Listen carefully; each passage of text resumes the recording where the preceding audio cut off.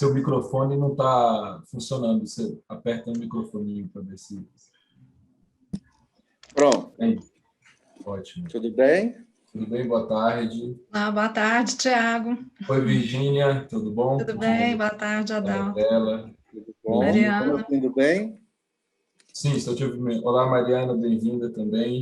Oi, Tiago. Boa tarde. Virgínia, Adalto. Como vão? Tudo bem? Bem. Boa tarde, pessoal. Felipe, seja bem-vindo também. Seu microfone... É o Felipe. Eu desliguei aqui só para não dar interferência. Acho que está funcionando bem.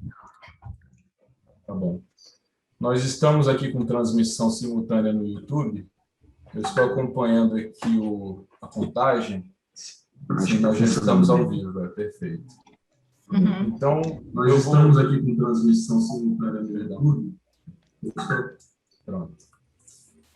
Bom, eu vou convidar, então, a formação da mesa, a mesa redonda, que será sobre o tema A Unesco e a salvaguarda das línguas indígenas, e que vai ter na presidência a Maria Virgínia Casado, da Unesco. Por favor, Virgínia. O chão, né, o palco é todo seu. Obrigada, Tiago. Bom, boa tarde a todas e todos, né? É com grande satisfação que a representação da Unesco no Brasil vem compor a programação do Amazônicas 8, trazendo uma das principais pautas de sua agenda atual. Nesse sentido, gostaríamos de cumprimentar especialmente, né, o Núcleo de Tipologia e Línguas Indígenas da Universidade de Brasília e o Núcleo Tacnaracan, de Formação Superior Indígena da Universidade Federal de Goiás, né, com quem formalizamos essa parceria tão especial. O tema das línguas indígenas sugere a apresentação de um longo percurso de referenciais programáticos e normativos que, ao longo do tempo, se consubstanciaram em programas, instrumentos e ações no âmbito de nossa atuação, que envolve as áreas de educação, cultura, comunicação e informação, e ciências naturais e humanas e sociais. Nesse contexto, é importante demarcar alguns eixos em que se destaca a Declaração das Nações Unidas sobre os Direitos dos Povos Indígenas, de 2007. Em seu artigo 13º, a declaração define que os povos indígenas têm direito de revitalizar, utilizar, desenvolver e transmitir às gerações futuras suas histórias, suas línguas, tradições orais, filosofias, sistemas de escrita e literaturas, assim como de atribuir e manter os nomes de suas comunidades, lugares e pessoas.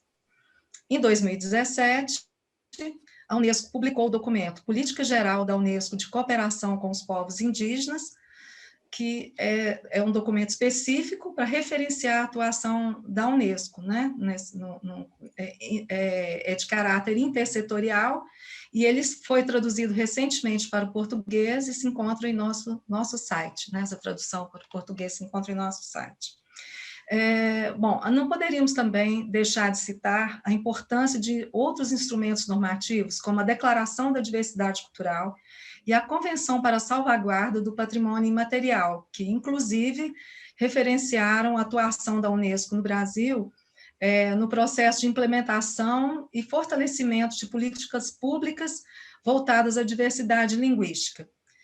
Além da cooperação com o Museu do Índio, sobre a qual teremos aqui maiores informações, né, em instantes, seria importante ressaltar a participação da Unesco também no processo de estruturação de um dos mais importantes instrumentos, né, da Política Nacional de Diversidade Linguística, que é o INDL, né, o Inventário Nacional da Diversidade Linguística, em cooperação com o Instituto do Patrimônio Histórico e Artístico Nacional, IFAM. Agora, para elucidar de forma mais sistematizada, né, o alcance e desdobramentos dessa atuação, né, envolvendo a atuação da Unesco para a salvaguarda das línguas indígenas, contaremos com a presença aqui do Adalto Soares, do Felipe Lucena e da Mariana Braga para comporem nossa mesa, né? Iniciaremos convidando o Adalto Soares que o Adalto é graduado em Economia e Filosofia pela Universidade de Brasília, especialista em análise e desenvolvimento de sistemas, é mestre em Educação pela UNB, onde pesquisou o uso de tecnologias de informação na comunicação e informação, atua no escritório da Unesco em Brasília, tem atuado nos últimos 18 anos, onde ocupa o cargo de coordenador do setor de comunicação e informação. Adalto irá compartilhar conosco as estratégias e ações previstas para a década internacional das línguas indígenas, em que a Unesco se destaca como agência líder no âmbito das Nações Unidas. Adalto, prazer te receber. Que bom, Virgínia. Obrigado pelo convite.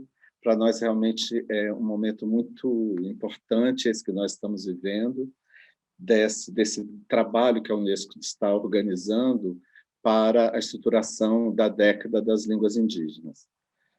Eu fiquei pensando como eu iria abordar o tema, porque realmente, como a Virgínia na introdução dela já falou, a Unesco tem 5 áreas de mandato, né? A área de educação e a área de cultura são bem conhecidos, e a área de ciências, que se divide em 2, ciências naturais e ciências sociais, mas na sigla a gente não encontra a área de comunicação e informação, que é a área que eu represento aqui, e que está liderando dentro da Unesco a produção dos documentos preparatórios da década, em parceria muito próxima com o setor de cultura, né? Agora, o que eu queria eu quero abordar exatamente esse ponto. Por que as línguas indígenas no mandato de comunicação e informação? A Unesco tem um mandato de comunicação e informação como uma área fundamental para estruturar a sociedade do conhecimento. A gente trabalhou muito, a Unesco se estruturou muito nas discussões sobre a sociedade da informação, que evoluíram, né, para uma sociedade do conhecimento. Esse é o norte da organização no mandato da área de comunicação e informação. A Unesco ela é a agência a única agência da ONU que tem um mandato específico de comunicação, né? A defesa dos jornalistas, direitos humanos, reforçando o artigo 19 da Declaração Universal dos Direitos Humanos, sobretudo o direito à informação e o direito à liberdade de expressão. E é aí que a gente vai chegando no tema do multilinguismo e das questões relacionadas às línguas indígenas que estamos trabalhando, tanto de 2019 para cá. Tudo isso se estrutura num grande programa que a Unesco tem, que é o Information for All Program, Informação para Todos, né?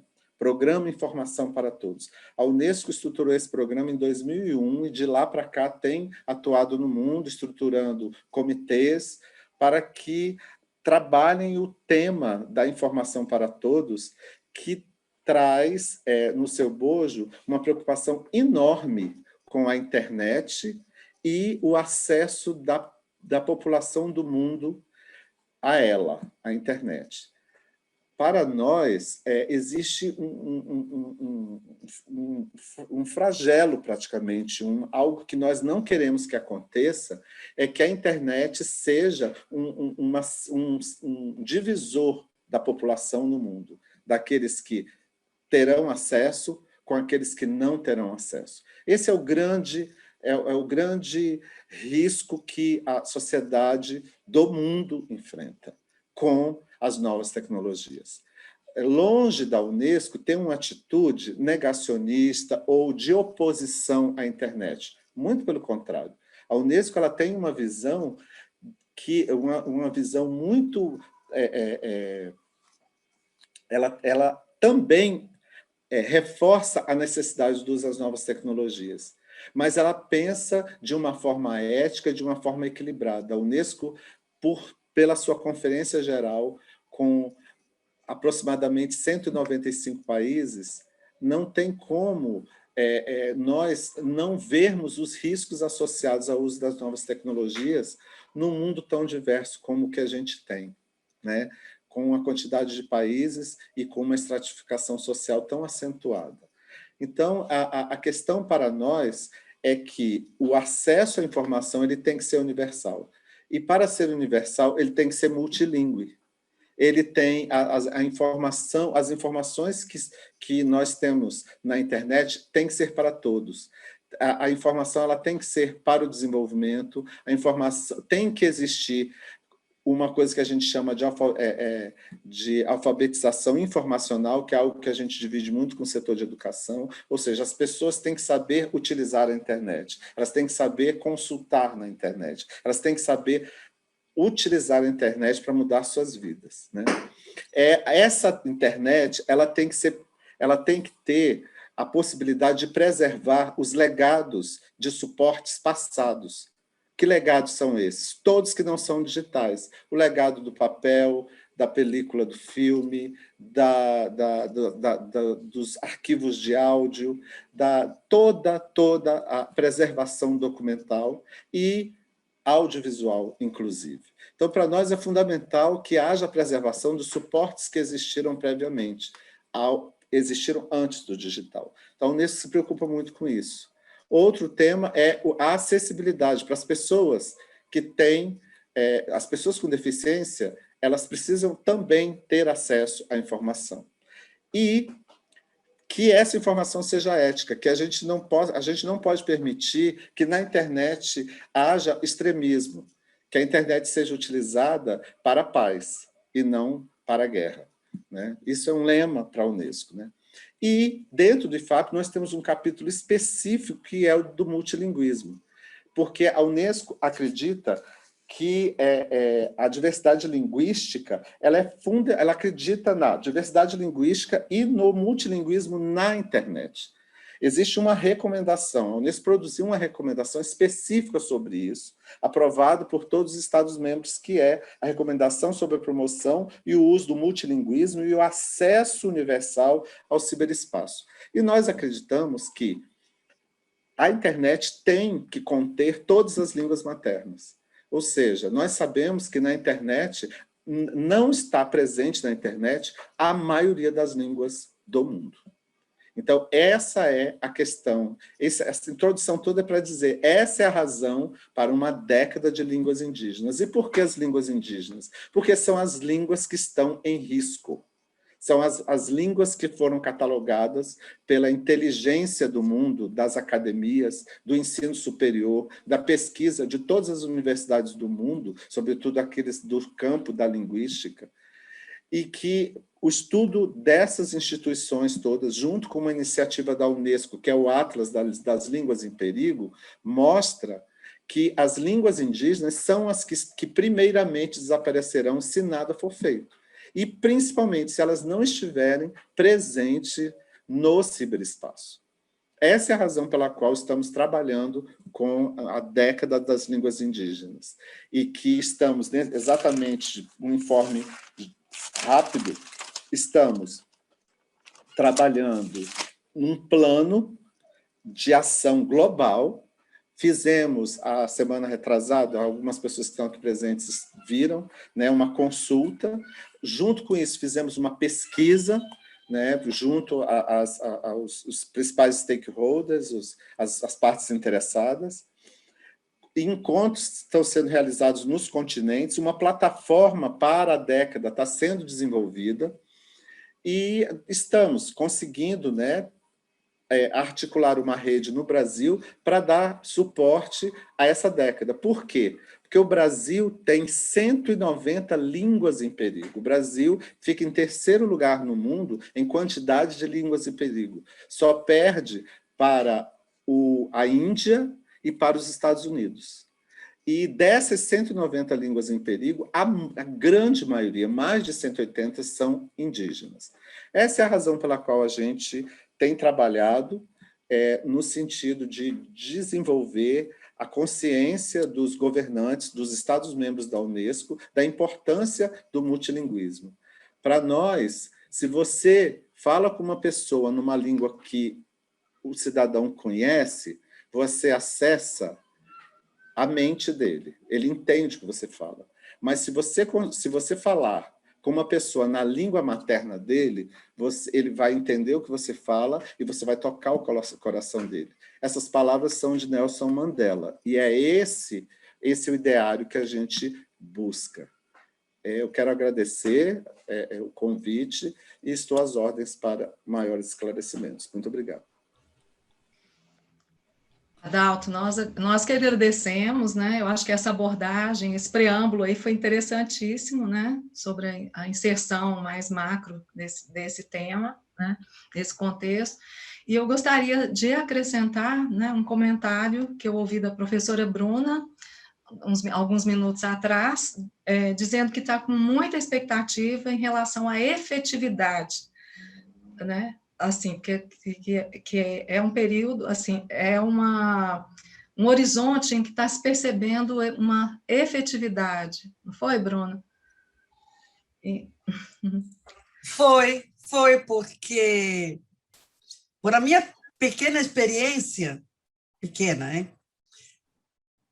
com os grandes organismos internacionais, pelo menos até ontem, até um tempo atrás, houve muito discurso e pouca ação, a implementação de ações. Então, mas eu estou sentindo que as coisas estão mudando e que vão mudar, que estão mudando. Então, acho que é uma boa virada. Ah, que bom, muito bom. Para a Unesco também, mas está na hora da virada. Muito bom ouvir de uma pessoa como você, assim, para nós, nossa, que bom. E vamos, né, eu acho que a gente tem que realmente trabalhar bastante esse engajamento, né, para realmente não só dar visibilidade, mas, de fato, mobilizar e buscar compromissos efetivos. Bom, mas dando continuidade aí, né, à nossa intervenção, gostaríamos de convidar agora o Felipe Lucena, né? Felipe é bacharel em Relações Internacionais, mestre e doutorando em Ciências Sociais e Assuntos Latino-Americanos pela Universidade de Brasília. Ele é servidor de carreira da Fundação Nacional do Índio desde 2010 e atualmente exerce a função de coordenador de divulgação científica do Museu do Índio, né, sendo responsável pela gestão do projeto de cooperação técnica internacional com a Unesco na área de salvaguarda das línguas indígenas, dentre outras atividades de pesquisa e promoção do patrimônio cultural indígena. Bom, Felipe fará, então, essa apresentação sobre fundamentos e resultados da cooperação técnica entre o Museu do Índio e a Unesco, com foco na preservação, né, e promoção das línguas indígenas. Felipe, bem-vindo, Felipe. Obrigado, Virgínia. Agradeço aí pela introdução e também pela oportunidade de poder trazer um pouco do nosso trabalho.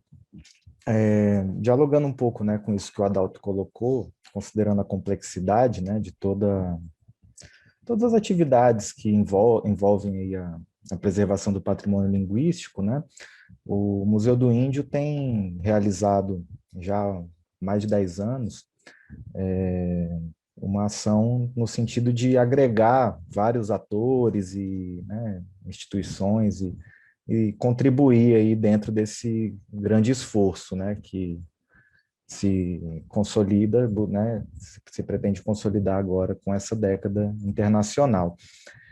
Eu preparei uma apresentação, não sei se eu consigo compartilhar com vocês, mas vou tentar aqui, mas de toda forma, a ideia é trazer um pouco do histórico mais recente do museu, né, nesse trabalho de salvaguarda, né, de línguas indígenas, em projetos de cooperação feitos com a Unesco, né? Deixa eu tentar aqui ver se eu consigo, que eu não tenho muita experiência no Zoom. Acho que vai dar.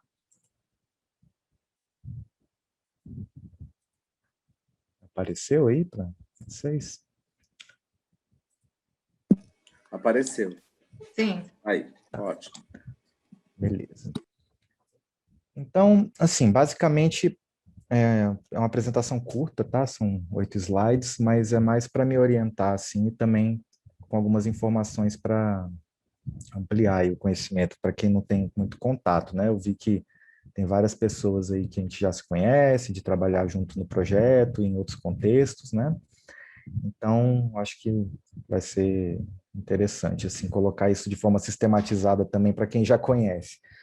Mas, no geral, né, eu pontuei aí 3 antecedentes, né, que mostram essa aproximação do Museu do Índio com a Unesco, né? Primeiro, com reconhecimento do acervo que o museu tem do Serviço de Proteção aos Índios, que é um acervo histórico, né, dessa agência que antecedeu a FUNAI, no trabalho indigenista aí do Estado brasileiro, e que foi reconhecido como Patrimônio da Humanidade, né? Num segundo momento, em 2009, a gente teve um acordo de cooperação técnica firmado entre a FUNAI e o Instituto Max Planck, que, ao meu ver, foi importante no sentido de trazer um pouco da metodologia e de ferramentas, né, da documentação linguística para o museu, assim, né, para a gente ter condições aí também técnicas e científicas que possibilitaram a construção de um primeiro projeto de cooperação em 2010, que foi chamado Documentação de Línguas e Culturas Indígenas Brasileiras, né? No geral, ele teve esses 3 objetivos que eu pontuei aí, né, de documentar as línguas, de contribuir com a formação de pesquisadores, né, indígenas e não indígenas no uso dessas ferramentas, e num sentido mais amplo, assim, de criação de centros de documentação digital, que eu acho que vai um pouco, né, ao encontro disso que o Adalto colocou em termos de disponibilização, né, dessas informações, não só no museu, para o público em geral, né, a partir do museu, mas também nas próprias comunidades. Assim, acho que esse objetivo é bem importante que a gente destaque, né? Então, esse mapa, ele dá uma visão assim da amplitude desse primeiro projeto, que foi desenvolvido de 2010 a 2015, né? Ele não era especificamente voltado para a questão de língua somente, mas também, né, documentação de aspectos culturais, de acervos, né, sonoridades, no contexto de tentar formar algumas bases de dados que reunissem esses acervos e permitissem o acesso pelas comunidades, né, também. Então, mostra assim, que foi uma iniciativa bastante ampla, né, e que resultou em uma série de produtos e também de desenvolvimento, né, dessas metodologias de documentação. Então, eu trouxe aqui alguns dados quantitativos, né, que eu não vou falar assim, mas que dá para ter uma ideia disso, né, que em vários estados do país, mais de 30 povos, né, trabalhamos na época, eu não estava no museu, né, mas foram trabalhadas, né, ao menos 14 línguas e 18 culturas indígenas, né, e uma série de atividades e também de envolvimento aí de pesquisadores indígenas, que eu acho que é um dos grandes diferenciais do projeto, né, que a gente procura sempre envolver, né, membros das comunidades nesse trabalho, tanto para capacitação quanto para execução propriamente, né, dessas atividades de documentação junto com os coordenadores, né. Então, mais ou menos essa a visão geral. Então, isso serviu na época, né, como uma primeira experiência assim, de caráter nacional de desenvolvimento dessa metodologia, que posteriormente, ali em 2015, se começou a construir um novo projeto com uma restrição, um pouco mais restrito do ponto de vista geográfico, e também, né, com enfoque principalmente em povos indígenas que vivem em regiões de fronteira, né, seja de um lado ou de outro, né, das fronteiras ali amazônicas, e também com povos de recente contato, considerando as vulnerabilidades, né, sociais, culturais e, enfim, de toda a natureza que estão envolvidas aí na interação desses povos com a sociedade nacional. E assim, basicamente, né, com esse projeto, foi um esforço interessante, para além de dar continuidade ao que vinha sendo feito desde 2010, também de ampliar dentro da própria FUNAI, né, que o Museu do Índio é um setor da FUNAI, e que tinha já esse trabalho, mas que também teria um certo interesse institucional em ampliar esse conhecimento para outras áreas, de forma a qualificar a política indigenista, né, de modo geral. Então, houve envolvimento da área de índios isolados e de recente contato, né, o setor também que trabalha com temas relacionados com educação, que é de promoção à cidadania. Então, um pouco essa conexão, né, do trabalho de documentação e de pesquisa, relacionado também com a finalidade mais ampla da FUNAI de desenvolver uma política indigenista o mais adequada possível, né, que entra nessa questão de produzir materiais, de ter conhecimento de qualidade técnico-científico para embasar tudo isso. E para além disso, também ampliar a rede de parcerias e cooperações, né, do Museu do Índio com outras instituições de pesquisa. Então, o envolvimento de, né, uma série de pesquisadores, vários dos quais estão aqui com a gente, né, alguns, e também com instituições como o Museu Guild, né, as próprias universidades, departamentos aí de linguística em todo o país, né? E no geral, assim, a gente, nesse projeto que teve início em 2016, inicialmente ele foi pensado para durar 3 anos, foi expandido para 5, e no final do ano passado a gente conseguiu ampliar a vigência dele até 2023. Então, a gente vai ter condições ainda de desenvolver bastante coisa, mas quis trazer também essa ideia das fases do projeto para mostrar para vocês como vem nesse crescente, né, de inicialmente alguns projetos de línguas, de documentação de línguas e culturas, e à medida em que isso vai se desenvolvendo, a gente vai tendo condições de ampliar, né, isso em termos quantitativos para envolver outros povos, né? Então, a gente saiu de 12 para 20 e pretende nesse ano aí chegar a 24, 25, vai depender um pouco, enfim, das condições aí de pandemia e tal, né, que, como eu vou falar agora um pouco, né, as atividades do projeto, elas passam basicamente pelo apoio a essas pesquisas, né, que são realizadas por consultores, pesquisadores, né, que são contratados pelo projeto, pela Unesco, e eles coordenam equipes, né, tanto com outros pesquisadores colaboradores, quanto também, como eu disse, né, com pesquisadores indígenas, nesse contexto de formação e de documentação, né? Então, no próximo pulei um pouco, mas aqui tem esse slide anterior aqui que mostra as línguas que a gente tem trabalhado, né, línguas, povos e tal, só para dar uma visão assim mais geral, né? Mas aqui, nessa outra que eu estava começando a adiantar já, são os principais tipos de atividades, né, que são promovidas pelo projeto.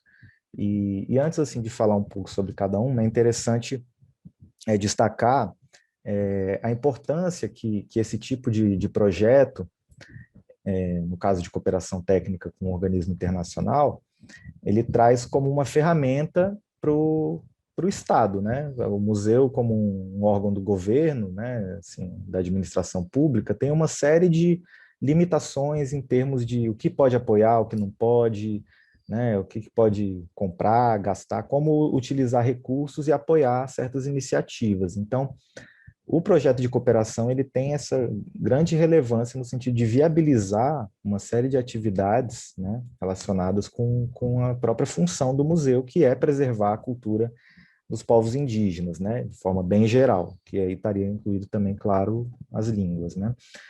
Mas, assim, a gente, então, tem uma lógica de trabalho de contratação, né, de pesquisadores linguistas e de planejamento dos projetos de pesquisa e de realização de viagens de campo, né, que envolvem desde procedimentos de compra de passagem, de suprimento de fundos, de custeio, né, do mais operacional, até uma série de outras frentes, assim, que a gente conta muito aí, sim, com a expertise técnica e científica de quem é linguista, né? A professora Bruna Franqueto tem um envolvimento, né, central nesse projeto, e também na parte de línguas tem outro professor, Carlos Fausto. Então, assim, o museu ele tenta, né, apoiar isso, mas daí, a gente não tem o conhecimento que, né, linguistas e antropólogos têm especificamente. Então, é um pouco nessa linha que eu disse da parceria, né?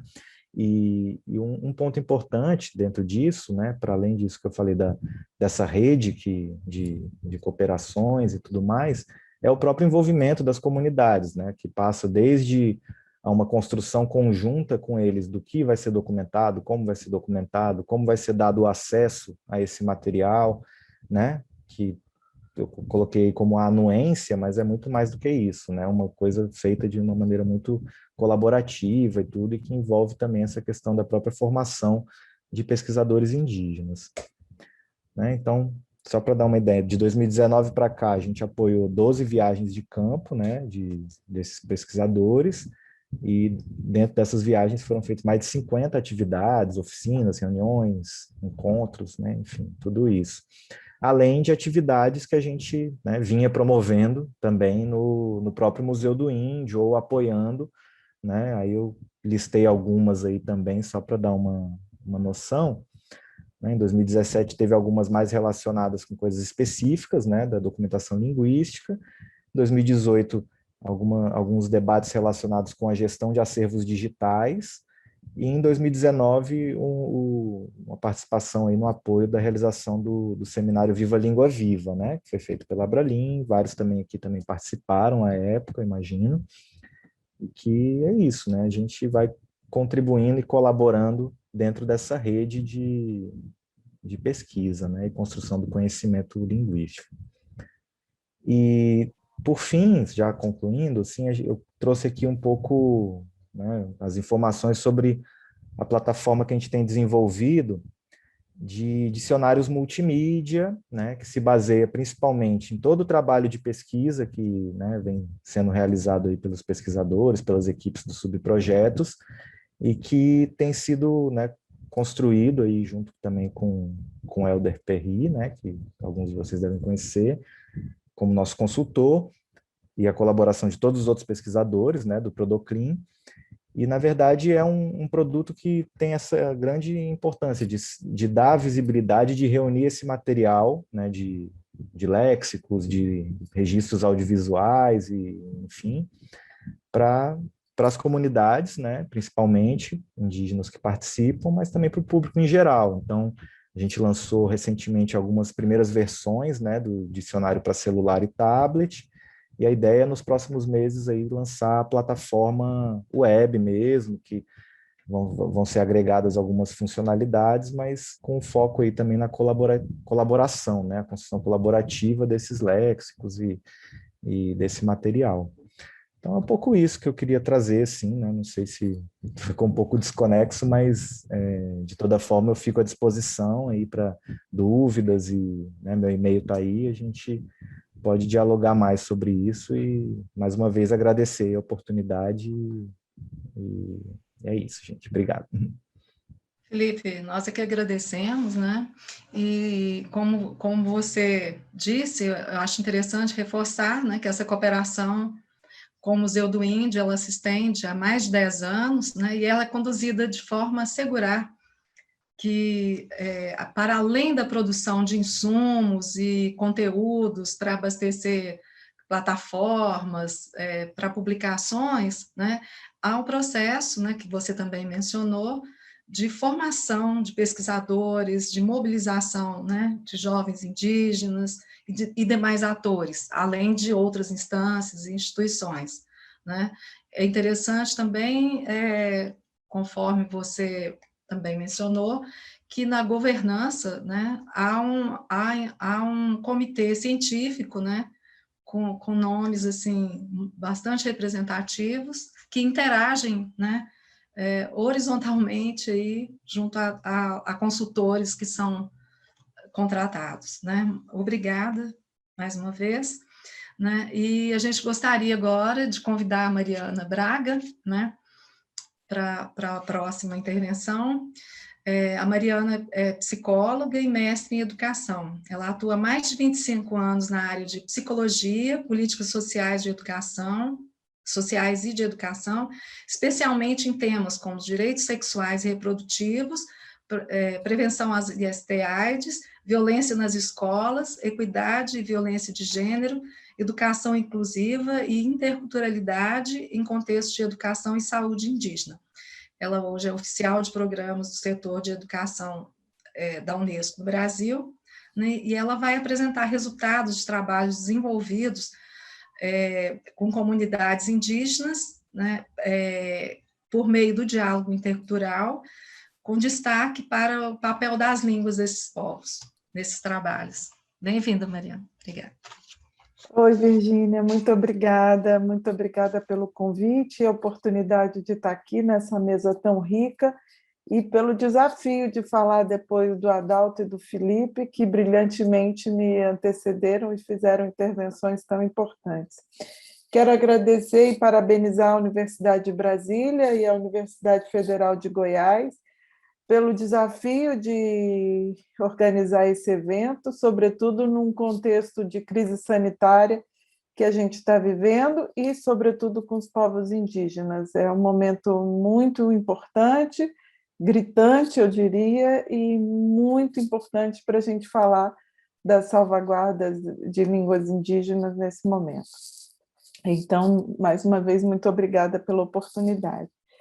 Como a Virgínia já disse, eu quero começar dizendo que eu espero mostrar para a professora Bruna um pouco dessa resposta dos organismos internacionais, ou pelo menos da Unesco, nessa virada de mesa, como ela colocou, do que a Unesco tem feito, além do discurso, mas, sobretudo, da prática para os povos indígenas. Então, eu vou apresentar um pouco, eu sou, como a Virgínia disse, do setor de educação, represento o setor, a resposta de educação em saúde da Unesco, e vou mostrar o que a gente tem feito um pouco na última década, né, de 2010, 2012 para cá, professora Bruna, espero um pouco convencê-la do que a gente tem feito.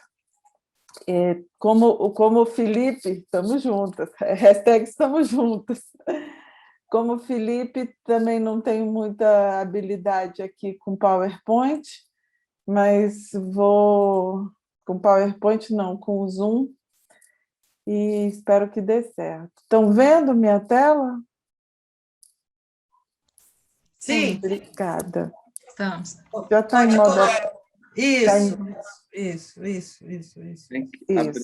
Pronto. Ótimo, pronto. Obrigada.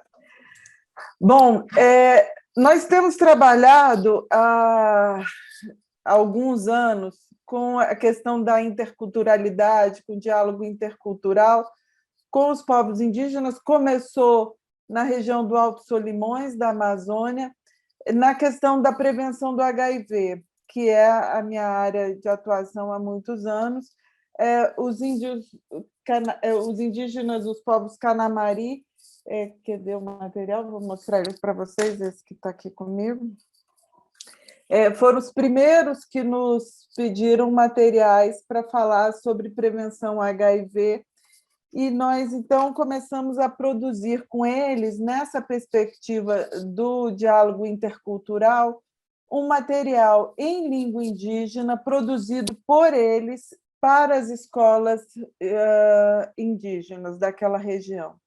Então, ele surgiu, sobretudo, por uma demanda daqueles povos, produzido por eles, e numa forma de construir esse diálogo entre os saberes e as práticas indígenas e os conhecimentos operacionalizados pelos serviços de saúde indígena e pelas escolas indígenas daquela região. Então, isso foi muito importante. Foi um contexto intercultural, todo desenvolvido de forma participativa, e à medida que a gente foi desenvolvendo com uma etnia, as outras foram vendo que aquilo era possível e de que forma a gente podia desenvolver para outras etnias. E para a região do Alto Solimões, a gente acabou desenvolvendo, a princípio, 4 etnias. Canamari, como eu disse, foi a primeira, depois essas são as capas, né? Marubo, Maioruna e Matiz. Essas aqui, eu vou até folhear para vocês terem... Ela é toda bilíngue, ela foi produzida e ilustrada. Deixa eu pegar uma ilustração aqui para vocês verem. São outros filhos meus aqui. Ela é produzida e ilustrada pelos próprios indígenas e traduzida para o português. Tá? E depois que a gente produziu isso para as escolas indígenas, a própria CESAI fez uma pesquisa e descobriu que os materiais também estavam sendo utilizados pelos agentes de saúde indígena. Então, a gente fez outras edições dos materiais, porque, claro, eram edições muito pequenas para as escolas indígenas, e aí acabou tendo outros usos, porque os agentes de saúde indígena também estavam demandando, porque são materiais de educação em saúde. Começou com prevenção de HIV, depois foram incluídos temas de prevenção a hepatites, prevenção a outras ISTs, e aí o material foi enriquecendo, a princípio, a educação básica, como é que os professores podem trabalhar esses temas, inclusive diversidade de gênero e várias escolaridades e várias faixas etárias. Como eu disse, é um material didático pedagógico que acabou sendo incorporado pelo sistema de saúde, multilíngue e intercultural. E aí, a princípio, e eu vou explicar por que a princípio, eles eram oficinas pautadas por esse diálogo intercultural. Esse é a linha mestre e a estrutura de todos os nossos materiais na Unesco. Ele precisa ter esse diálogo estabelecido com cada uma desses povos e cada uma dessas etnias, isso é um eixo. Essas últimas fotos que vocês estão vendo aí, as maiores, são com os povos Warao, agora, durante a pandemia, e aí, durante a pandemia, a gente incluiu os temas da Covid, isso se mostrou muito presente, muito necessário. A anterior não, a foto menor não, a foto menor ainda é com o Alto Solimões, e de que forma a gente precisa incluir outros materiais. Esse aqui já é a capa do material que está saindo do forno, a gente deve tê-la publicada, eu acho que mais um mês, é do povo ticuna,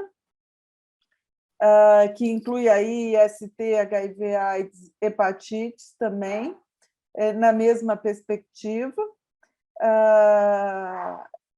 que também está na região Amazonas, tem a mesma proposta pedagógica e metodologia de diálogo intercultural, e a gente trabalhou com os Yanomamis também no Amazonas. Roraima agora é o nosso eixo de trabalho, o eixo não, o nosso território de trabalho, e a gente tem trabalhado muito, a Dalto e Felipe falaram muito nisso antes de mim, na perspectiva de reconhecer e identificar outras tecnologias de informação utilizadas por povos indígenas que possam ser utilizadas. Então, durante essa crise sanitária, a gente tem recorrido a povos indígenas que têm se utilizado de internet e de telefones celulares com alguns aplicativos para utilizar mensagens produzidas por eles para a prevenção da Covid ou para a importância da vacinação. Isso começou com o povo Warao. Essa imagem que vocês estão vendo é de um artista indígena Warao, que vai ilustrar também o nosso próximo material para os Araus, e com eles também nós produzimos para os Araus 6 materiais, um sobre o direito à educação, porque eles não têm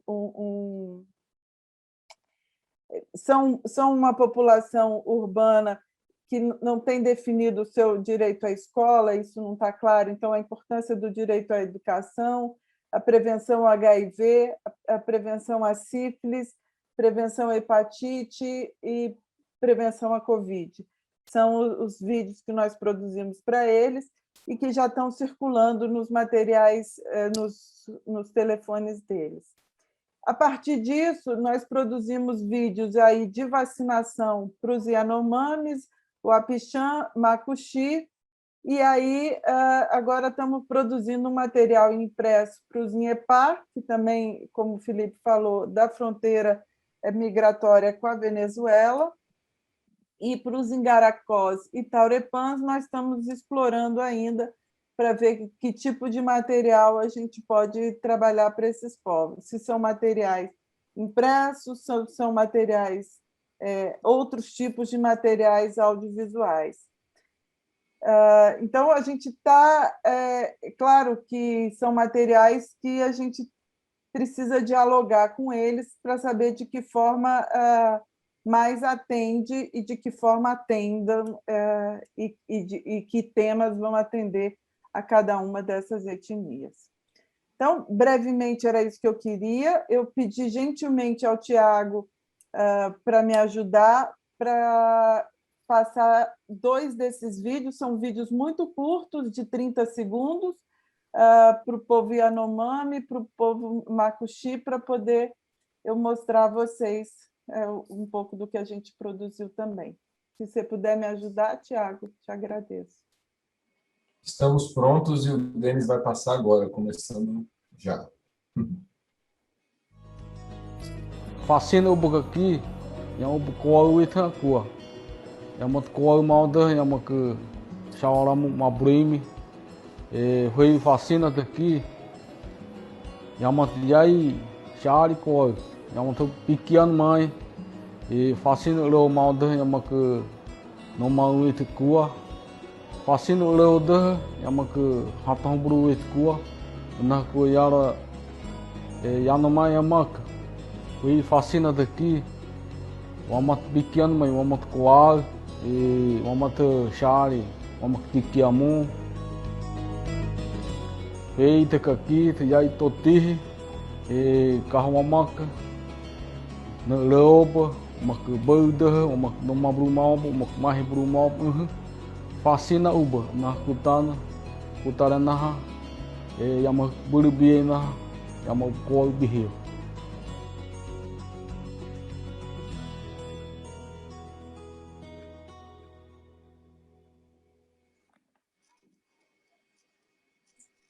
Temos ainda o segundo vídeo.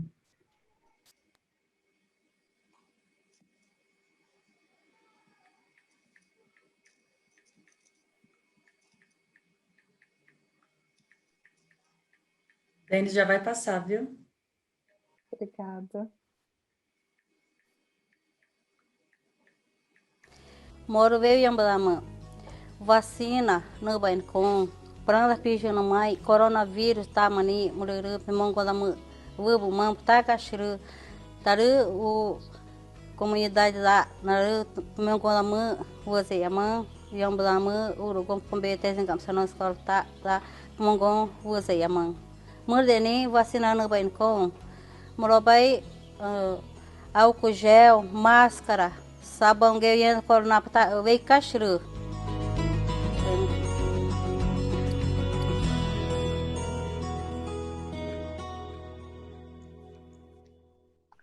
Bom, era essa a minha mensagem. Os vídeos têm essa perspectiva de preservação das línguas indígenas, como o Adalto mencionou no início, Virgínia, o próprio Felipe. Agradeço a oportunidade de estar aqui com vocês. Obrigada, Virgínia. A palavra é sua. Bom, Mariana, nós que agradecemos, né? Eu acho que foi uma oportunidade muito interessante, né, de compartilhar esses conteúdos. E eu diria que essa iniciativa, como você também mencionou, ela já está instaurada há mais de 10 anos, e certamente, além dos conteúdos específicos que vem sendo gerado, né, para atender a cada especificidade assim, de comunidades, né, em relação a comorbidades, a doenças, né, a quadros mais diferenciados, específicos, significa também um aporte metodológico bastante significativo, né, especialmente para esse contexto cada vez mais crítico em que se encontra a saúde indígena, com o advento da pandemia, né, e foi, né, agradecemos muito por estar compartilhando, né, inclusive essa nova, essas últimas publicações a que você se referiu, essas últimas cartilhas, elas já foram publicadas? Elas estão em fase de publicação, não é? Estão no prelo, Virgínia. Tanto a do Aral quanto as dos Ticunas estão no prelo. Eu imagino que mais 2 meses, no máximo 2 meses e meio, 3, elas devem estar publicadas. Tá ótimo. Muito obrigada. Obrigada a você. Todos os vídeos devem estar publicados no site da Unesco na segunda-feira, que esses ainda não. Eu trouxe para vocês em avant première. Esses aqui, eles ficaram prontos ontem e devem estar no site na segunda-feira. Excelente. Eu quero... Virgínia, eu preciso falar algumas coisas, porque eu estou vendo que está acabando e eu preciso alinhavar alguns pontos. Pode ser? Pode ser, Tiago? O Claro, Tiago, como eu disse, o palco é de você. O Tiago ainda está inscrito? O Tiago ainda vai falar? Então, Tiago. Não, é o dono do tempo. Sim, tá bom.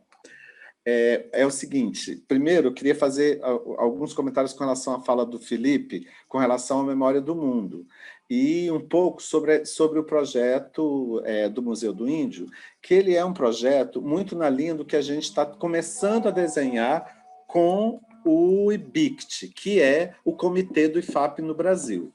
Então, nós tivemos uma reunião com o IBICT muito importante, que a gente está divulgando, que foi uma reunião onde a gente está trazendo o Ministério da Ciência e Inovação do governo federal, com essa parceria que nós já temos com o IBICT, para trabalharmos portal, rede de pesquisadores, repositórios, porque a nossa escuta ativa com a professora Bruna e com o professor Dene e com os pesquisadores das universidades no campo do multilinguismo, a gente percebeu uma dificuldade muito grande com relação aos repositórios, né?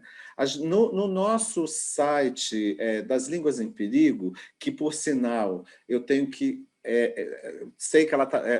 em função da presença dela, a gente deve muito ao trabalho da professora Bruna Franqueto, o trabalho do Dene, eu vou falar isso sempre, porque o nosso Atlas foi atualizado com as línguas indígenas pelo trabalho deles, pela equipe deles. Quer dizer, se as línguas indígenas brasileiras estão sendo vistas no mundo, no Atlas de Línguas em Perigo, deve-se ao trabalho que eles realizaram. Então, assim, para nós, esses pesquisadores, a doutora Bruna, o doutor Dene e suas equipes, são fundamentais para que eles são o link desse trabalho que tem visualização mundial. Então, é a partir deles que o setor de comunicação e informação está estruturando sua estratégia de reforçar o suporte tecnológico para pesquisa em multilinguismo, sobretudo com foco em línguas indígenas. Isso, para mim, é fundamental. Então, a gente está com essa articulação, o doutor Denis esteve conosco na reunião, e a gente está começando a desenhar uma estratégia de disponibilização de repositórios para as pesquisas, que, claro, tem já numa prática de cooperação técnica realizada com o Museu do Índio, que é todo voltado para a questão da preservação de patrimônio documental. Aqui, quando a gente fala da área de comunicação e informação, e quando a gente fala do tema dos arquivos, de todo o suporte em duas dimensões, seja livros, papéis, áudios, arquivos de áudio, arquivos, as fitas de áudio e as fitas de audiovisuais, todas elas se enquadram numa categoria que a Unesco chama de patrimônio documental. Esse patrimônio documental, ele é trabalhado no campo da comunicação e informação em função das características técnicas de obsolescência de formatos que a Unesco trabalha no mundo, a questão da preservação da informação. Então, esse trabalho que a gente desenvolve no mundo visa dar suporte aos países membros no sentido da preservação da documentação dos estudos que são produzidos. E a gente soube desses especialistas que já trabalham conosco, que contribuem para nós, nesse repositório de informações sobre línguas em perigo, que existe uma lacuna de repositórios. Então, a gente está trabalhando nesse sentido. Tá? E eu queria falar também com a Mariana a questão de uma ênfase muito grande que a sede, que a Unesco está dando para as informações sobre o Covid em línguas indígenas. Nós estamos... esse material que eu te agradeço de você ter me mostrado aqui, é muito importante que a gente possa fazer essa divulgação desse material em línguas indígenas. Eu já estou vendo o que está acontecendo, e é claro que já deve ter uma estratégia de comunicação para que esse material chegue, né, às pessoas que precisam dessa informação, mas nós vamos avançar além do visual, do audiovisual. Para nós é fundamental que essas informações cheguem pelos rádios, que é um meio de comunicação muito efetivo. Então, nós recebemos, há 2 semanas, alguns spots de rádio que eu estou precisando, e aqui eu abro para pedindo ajuda, para que a gente possa... Eu sei que tem a Rádio Iandê, mas nós precisamos de mais rádios que possam nos ajudar a fazer a tradução de 6 spots sobre o Covid, com informações direcionadas com relação à vacina, para que cheguem nas aldeias. Então, eu estou com o desafio de, primeiro, fazer a tradução, e segundo, fazer as gravações.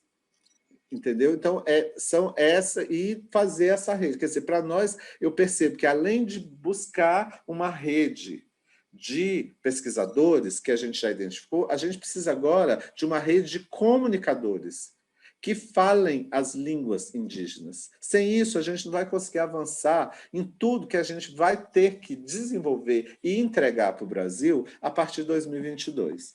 Então, essa articulação com as rádios é fundamental. E porque, como a Mariana falou, a Unesco tem trabalhado, tem iniciativas com recursos externos, e a gente tem produções. Mas o multilinguismo aqui, a gente tem que pensar em 2 caminhos. Um, como o Felipe falou muito bem, temos que entregar para os índios, temos que entregar para os indígenas, temos que entregar para os indígenas a produção que nós estamos fazendo sobre eles, na língua deles. Isso tem que chegar. E, ao mesmo tempo, muito do que nós estamos fazendo aqui precisa chegar também em língua portuguesa, em língua inglesa, para os grandes centros de organismos internacionais, para que saibam da existência das línguas em perigo e dos povos indígenas que falam essas línguas. Então, são 2 caminhos. É a informação que é produzida aqui, que precisa chegar para alimentar os interessados em nos ajudar a preservar essas línguas. E também temos que devolver para os indígenas aquela produção que estamos fazendo na língua deles, para eles. Era isso. Obrigado. Obrigada, Adalto. Gostaria de consultar o Tiago, se nós temos perguntas no chat. Olha, no chat aqui do YouTube não temos perguntas, então a plateia aqui, que está aqui pelo Zoom, tem total liberdade de colocar suas perguntas. Olha, acho que, Altaci, você tá... Desculpa me meter, Tiago. Estou me metendo. Altaci tá aí? Altaci, você quer falar? Você colocou uma informação no chat, mas você poderia bem falar, hein? Isso, muito bem. Vai, Altaci. Altaci Rubin Cocama. Boa tarde.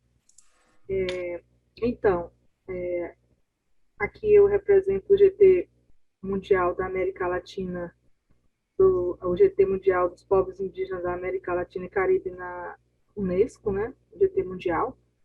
E achei importante a fala, né, sobre a questão da divulgação desses materiais para os povos indígenas. E aí, nessa divulgação, nós temos a rede de comunicadores indígenas, de jovens comunicadores, patrocinados pela Unicef, em toda a Amazônia. Então, tem jovens de todos a Unesco ela fez um treinamento com os jovens via rádios comunitárias, né? Nas fronteiras, Ticuna, Cocama, todos os povos, eles têm essa rede de comunicadores, que eles podem estar fazendo esse trabalho de divulgação, basta ter articulação com eles, né? E nos centros e para os indígenas que estão nas cidades também, eu falo no contexto da Amazônia, tem as rádios comunitárias dos próprios indígenas, né?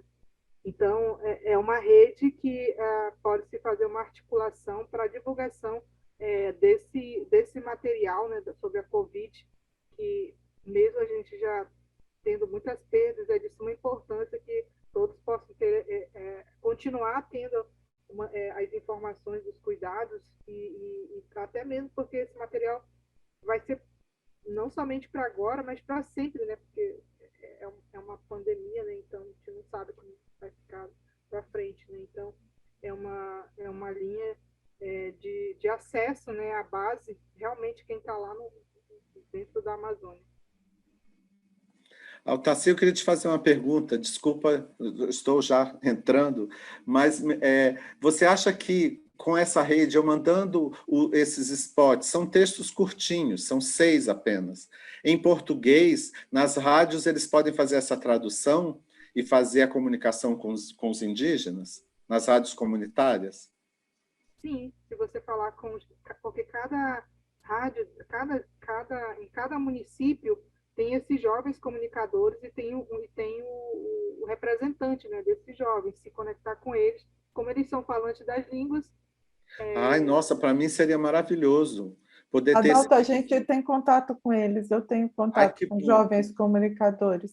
Então, tranquilo, a gente faz. Altaci, muito obrigada, eu acho que a gente faz esse contato com eles e depois eu mando, a Virgínia tem o contato de vocês, eu mando o link das publicações e assim que os vídeos estiverem publicados também na segunda-feira, para esse grupo aqui, porque eu acho que é muito importante vocês também, com as redes de vocês, fazerem chegar também às populações de vocês os materiais que já estão disponíveis. Que bom. Bom, continuamos, Tiago, com essa dinâmica interna aqui? Eu acho que a gente poderia deixar a Bruna fazer uma última intervenção, porque, segundo nossa programação, a gente... não, é até 6h15, né? Desculpa. Tem que, ainda tem os curtas, né? Que Isso, serão exibidos. Um curta que será exibido agora à noite, né? Com os comentários da Bruna. Talvez um dos produtores vai estar presente também. Então, a gente pode deixar espaço para mais uma ou 2 perguntas e aí partimos para a exibição do filme, que tal? Tá ótimo, acho que todos concordam, né? Perfeito. Pergunta no chat, pessoal. Só para deixar... tem pergunta no chat. Perguntas do chat, por favor. Posso... Eu tenho uma pergunta, tem 2... Tem uma pergunta no chat do Dani antes, Bruno. Do Dani. Eu posso ler. Você quer que eu leia, Tiago? À vontade, pode ir. Eu tinha uma pergunta também. Elza, você também tem? Sim, tenho. Rapidamente, o do Dani, que diz: a Unesco atualmente mantém cooperação com o Summer Institute of Linguistics. Colocou 2 links, estão no chat. Ele diz: nós, linguistas que trabalhamos em campo com comunidades indígenas, sabemos que os resultados da atuação do CIL são contrários ao objetivo da Unesco de manter diversidades e tradições culturais indígenas. Poderiam nos informar se a cooperação Unesco-CIL está ocorrendo na América do Sul? Essa é a questão colocada pelo Danny Moore, do Museu Goethe. Você saberia, Adalto? Você saberia responder? É uma pergunta que nós precisamos fazer, pesquisar isso, saber como está essa articulação do CIL junto às... Assim, é um questionamento que ele está colocando, que o Danny está colocando, para que saiba se as instituições, né, as organizações, a nossa sede especificamente. O que acontece é que, normalmente, nós temos os parceiros, né? E a Unesco ela busca ter todo... Como as agendas, elas são agendas que nós temos uma dificuldade grande de ter aliados, Todos os aliados que trabalham os temas, claro que existem as diferenças ideológicas, existem as diferenças de formas de atuação, que é muito natural no campo intelectual, no campo acadêmico. Mas eu posso... E outra coisa também, o CIL é uma organização não governamental, né? É uma organização. E nós, Unesco, a gente tem uma atuação como organismo internacional, é muito importante a gente falar isso, é que nós não nos confundimos com as ONGs, nós somos organismos internacionais que a nossa Constituição é feita pelos países. Então, a nossa posição é muito de compor com o país, com a política pública e buscando sensibilizar a política pública do país para que avance. A nossa articulação com as universidades dos países se dá muitas vezes com a estruturação das cátedras por meio das reitorias, que decidem quais são as áreas de concentração acadêmicas que merecem ser cátedra. Então, é muito importante a gente falar isso. Agora, as ONGs, elas são nossas parceiras de muito valor, porque elas estão no campo e elas, muitas vezes, nos dão informação do que acontece. Agora, temos as diferenças com as ONGs nacionais, as ONGs internacionais, que têm formas e formas de atuação. A Unesco preza pela prudência, pelo link que nós temos nos países membros, e no caso aqui com o Brasil, nós trabalhamos no escritório de Brasília, e assim avançamos, entende? Agora, claro, nosso ouvido é muito atento, sobretudo, para os acadêmicos, para a universidade e para os pesquisadores que estão conosco. E é claro que a gente olha e busca equilibrar os discursos, equilibrar a atuação de todas elas. Mas a gente pode ouvir com mais atenção as questões e buscar sensibilizar todos da melhor forma de atuação, sobretudo porque todos esses temas eles virão à tona nessa década que se aproxima. Obrigada, Adalto. Só que o CIO não é assim, uma organização não governamental qualquer, né? Antes de tudo, é uma missão evangélica, uma conversão religiosa, e isso, obviamente, tem um impacto imediato da década já na reprodução, né? E na sobrevivência dos sistemas culturais, cosmológicos indígenas, não digo tanto das línguas, mas também das línguas, né? Tem o impacto de uma missão evangélica poderosíssima, internacional, rica, como o CIL, que atua especificamente na tradução, né, cristã, bíblica, evangelhos para as línguas indígenas, não é exatamente o que nós aqui, pesquisadores, ativistas, queremos. Então, é só um alerta, é uma denúncia também, mas espero que a gente volte a esse assunto futuramente, etc. Professora Bruna, Adalto, eu queria só fazer uma parte. Eu estou lendo aqui no site, eu só queria fazer somente uma parte, que a parceria da Unesco com o CIL está se dando, nesse momento, no âmbito da parceria do Global Education Coalition. O que é isso? Ano passado, com a pandemia, a Unesco criou essa estratégia internacional, que é o Global Education Coalition, que é uma reunião a maior parte são empresas, mas de instituições que pudessem doar recursos para a Unesco para uma resposta global à educação. Então, pelo que eu estou lendo aqui, no link que o Dene compartilhou, me parece que o CIL doou recursos à Unesco para o Global Education Coalition.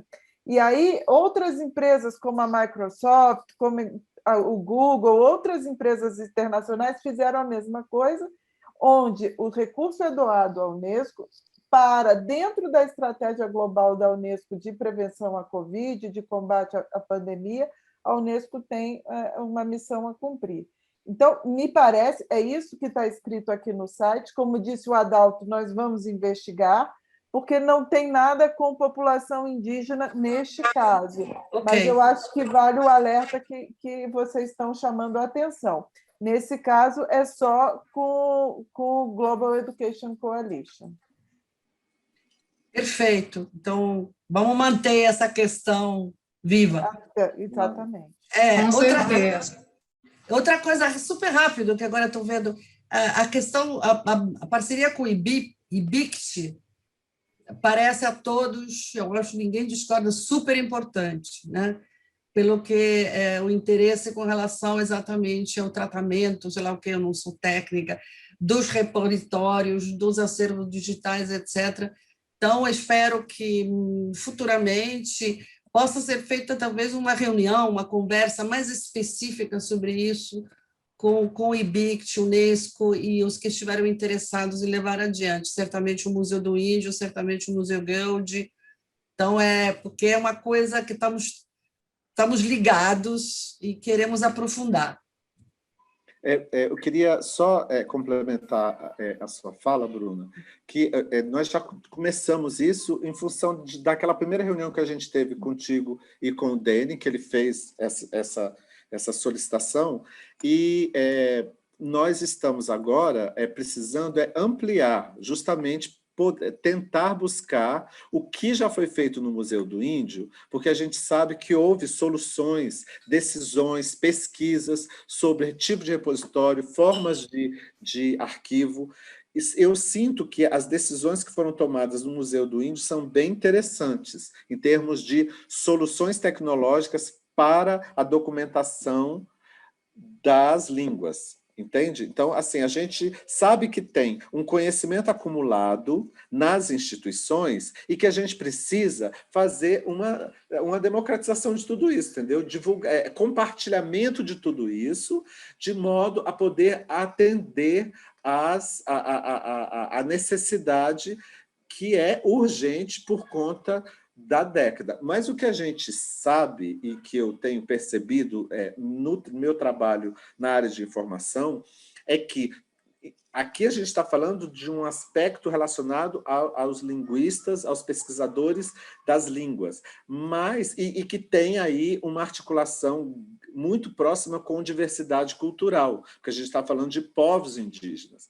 E o que a gente, na área de comunicação e informação, percebe, porque nós atuamos no Brasil nas esferas de infraestruturas, é que o Brasil, o setor de cultura é um dos setores, todas as áreas relacionadas à cultura são muito pouco servidas de infraestruturas, de tecnologia. É o setor que menos é atendido, seja na escala municipal, estadual e federal. Então, a Unesco tem essa clareza e tem batalhado junto ao SERPRO, junto aos grandes centros de processamento de dados, fazendo esses questionamentos. Por quê? Porque muitas vezes não existe um interlocutor técnico para fazer esse link. Então, eu sinto que a gente precisa muito desenvolver essa competência no Brasil, de especialistas de tecnologia que conheçam as necessidades da cultura, e dos campos de pesquisa que envolvam a diversidade cultural, para que essas demandas cheguem aos órgãos que podem resolver o problema. Eu tenho feito muito esse trabalho no Brasil e é por aí, não tem como. Quer dizer, as demandas elas existem, mas muitas vezes elas não chegam em quem pode dar solução. Tá ótimo. Obrigada. Desculpa, alguém mais? Virginia, acho que a Elza Gomes Imber estava querendo falar. Sim? Porque eu não acesso do YouTube. Eu ouvi a vozinha dela no tempo atrás dizendo isso. E a preocupação é com o tempo que o Thiago... É a última coisa, depois a gente fecha. Não. Bom, eu acho que o debate vale a pena, né? Claro. Elza, seu microfone está mudo. Então, agora vamos ouvir a Elza. Elza, seu microfone. Está bem? Agora está bem? Sim. Está ótimo. Bom, está ótimo. Bueno, no voy a entrar en las críticas del SIL porque ya ustedes saben cuál es mi posición y lo he hecho lo suficiente. Tenía una pregunta precisa para Felipe y es saber si el museo está en relación con el AILA, con el Archives of the Indigenous Languages of Latin America de Austin, o si hay algún proyecto, porque ellos están haciendo una cuestión de archivos, de documentación muy importante, ¿verdad? Entonces es una pregunta para Felipe, sí. Felipe, você quer responder ou quer que eu responda? Ou me contestas tu? Não, eu posso falar um pouco, né, na verdade, e aí você complementa, Bruna, porque realmente, como eu coloquei, né, um dos objetivos do projeto atualmente, não atualmente, né, desde a sua concepção, era de fortalecer esse tipo de parceria, articulação, né, mas precisamente com a Ayla eu não tenho conhecimento se houve alguma iniciativa, talvez alguma coisa pontual, individual, mas termos institucionais, não. Não, é isso, não há. Quer dizer, houve uma colaboração pontual um tempo atrás, ainda na primeira fase do Produclean, que foi interessante, mas não foi continuada. E houve uma colaboração pontual também quando os Kalapalo, do Alto Xingu, pediram cópia dos materiais áudio, né, da Ellen Basso, arquivados no AILA. No AILA. Então, com uma solicitação deles, conseguimos, deu um pouco de trabalho, mas conseguimos cópias em DVD, que é um suporte já que não funciona muito bem, mas isso eu estou falando de alguns anos atrás, e com todas as gravações do acervo da Ellen, evidentemente autorizou, e foi ótimo, porque as caixas, o Museu do Índio como intermediário fez com que essas caixas de DVD, uma grande caixa de DVD, voltasse para os Kalapalo. Depois, o que os Kalapalo fizeram com isso? Lá, entre eles, o problema dos Kalapalo. Seria interessante saber, mas é outra história. Mas, assim, não tem uma colaboração estruturada. Eu te pergunto porque, por exemplo, eles me convidaram para a digitalização do meu acervo das línguas Tatuio e Baraçana, e já tem todo lá, e a ideia é que, no tempo, eles, os Tatuio e os Baraçana. Não, está fechado. Não. O microfone cortou, Elza. Cortou, fechou. Ela ainda está com o corte do som. Tá bom? Sim, agora sim. Bom. Sim. O meu comentário é que eles me convidaram para digitalizar toda o meu acervo das línguas Tatuio e Baraçana, línguas tucano-orientais, e já toda a documentação está no AILA.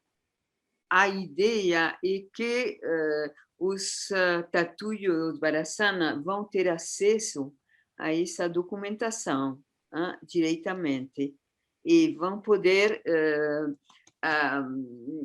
enriquecer esse acervo. Mas eu não sei, porque para mim foi a única possibilidade de fazer isso, viram? Então, bom. Eu queria, Elza, eu queria só te informar uma coisa. Na reunião que nós fizemos com o IBICT, o aspecto relacionado a repositórios da América Latina que o IBICT representa na grande rede... Desculpa, que é o IBICT? IBICT é um instituto de informação, ciência e inovação do Brasil. Ele é responsável pela política de repositórios. E eles são o órgão que trabalha a área da ciência da informação. Tudo relacionado à biblioteconomia e às grandes bases bibliográficas do Brasil, que linka as universidades, e eles representam o Brasil na La Referência, uma rede latino-americana de repositórios em biblioteconomia. Então, a ideia da parceria com o IBICT é, através da La Referência, identificar os pesquisadores em línguas indígenas fronteiriças, indígenas que falam línguas em mais de um país. Então, buscar as contribuições da América Latina para aquelas línguas que possam ser faladas tanto no Brasil quanto nos nossos países vizinhos. Então, isso está dentro do projeto que a gente está desenhando com o Ministério da Ciência e Tecnologia, através do IBICT aqui, com o governo brasileiro.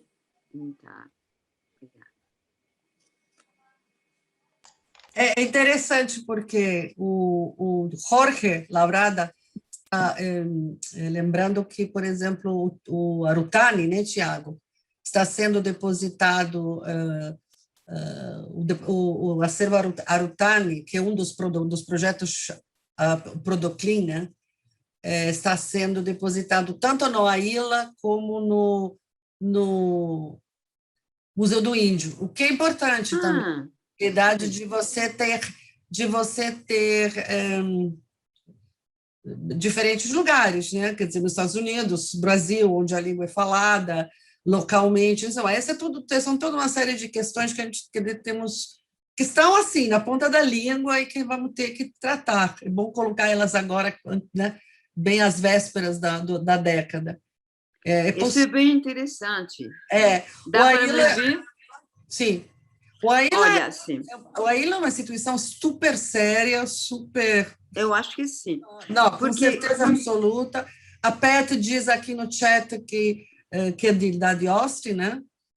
Da University of Texas de Austin, que estão abertíssimos em conversar, em estabelecer parcerias, e pronto, vamos retomar essas trocas, essas conversas, e vamos fazer esses links internacionais com acervos que estão lá fora. O AILA tem não sei, tem muitos acervos. Eu acho.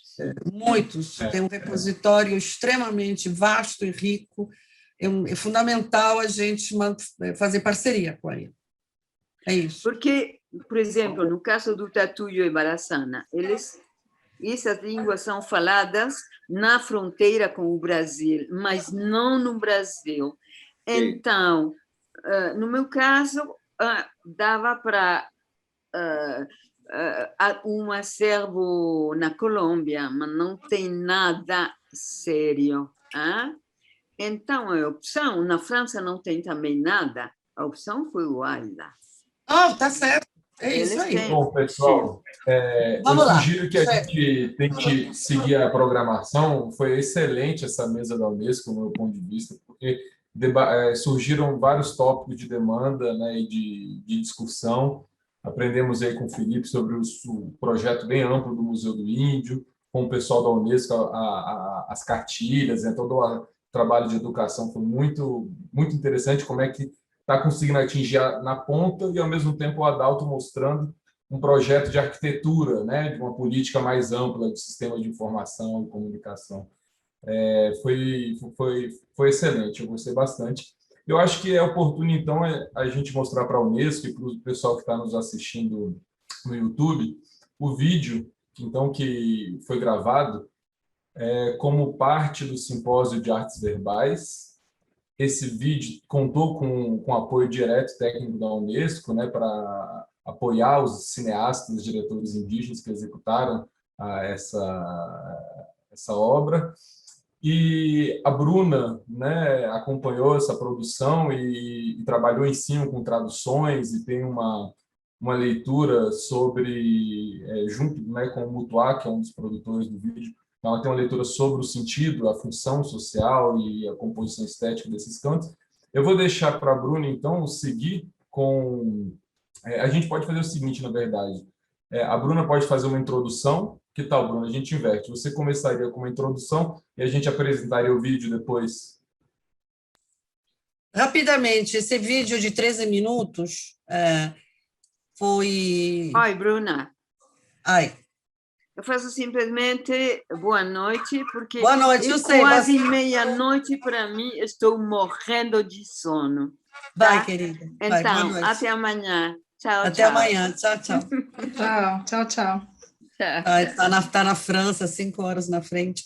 Bom, então, esse vídeo de 13 minutos foi apresentado hoje, no início, foi a primeira apresentação do simpósio Língua e Sociedade, que é um simpósio permanente do Amazônicas, e foi também, eu acho, não sei, mas eu acho que foi a única participação, mesmo em primeira pessoa, de um apresentador indígena, mas foi um vídeo gravado por questões de conexão de internet, evidentemente, etc. Foi um vídeo pré-gravado, foi gravado, filmado, editado pelo Takuman Cuicuro, na aldeia de Ipatse, que é uma aldeia cuicuro do Alto Xingu. Cuicuro é uma língua caribe alto-xinguana, e quem fala sobre Kwambu em português, com algumas palavras, mas os cantos não são em cuicuro, é o Mutuá Meinaco Cuicuro, que é mestre de antropologia pela UFRJ. Ele falou dos cantos Kwambu em sua dissertação, e aqui está Mutuá e Itacumã contribuindo para o Amazônicas 2021. Pode passar, querido. Tiago. Kwamba, enquanto você coloca Kwamba, bom, vocês vão ver. Depois, se quiserem perguntar alguma coisa, mas eu acho que o Mutuá, escutem a explicação do Mutuá.